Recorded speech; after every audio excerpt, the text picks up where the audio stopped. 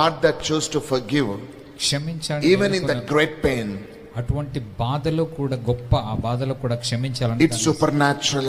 అది మనిషిగా సాధ్యము కాదు, natural గా రాదు, అది supernatural. Unless God gives that strength, it's not possible. దేవుడు అటువంటి బలం ఇస్తే తప్ప అది సాధ్యం కాదు. Supernatural forgiveness that comes only through faith in Jesus Christ. క్రీస్తులో విశ్వాసము ద్వారానే అటువంటి దైవిక క్షమాపణ వస్తుంది. We forgive because we have been forgiven. మనము క్షమిస్తాము ఎందుకంటే మనం క్షమించబడ్డాము కనుక. అదే చూడండి, మన దగ్గర ఎలా ఉంటది అని అంటే, ఒక పగ పెట్టినారు అని అంటే పిల్లల వరకు కూడా మాట్లాడకుండా ఉంటారు. పగలు చూసుకోండి ఒక్కసారి, మీ జీవితాలు మీకు అర్థమవుతాయి. ఏదో ఒక జరిగిన దాన్ని గుండెలో పెట్టుకొని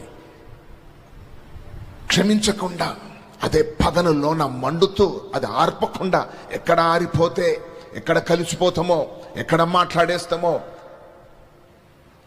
ఆ మంట, ఆ రివెంజ్ అనే మంట, పగ అనే మంట ఆరకుండా దాన్ని అలానే మండించుకుంటూ రగులుతూ ఉండడం. అది మీరు ఆలోచన చేయండి. Is it the heart of Christ? ఇది క్రీస్తు హృదయమేనా? అది క్రీస్తు మనస్సు కలిగిన హృదయమేనా? దేవుని సింహాసనం ముందు నిలబడినప్పుడు ఇవన్నిటి గురించి లెక్క చెప్పుకునేది ఉంటుంది. నేను నిన్ను క్షమించిన కదా, నువ్వెందుకు క్షమించలేదు అని అంటే, నువ్వు ముఖం ఎక్కడ పెట్టుకుంటావు, నువ్వు ఎలా స్పందిస్తావు, నువ్వు ఆలోచన చేయండి.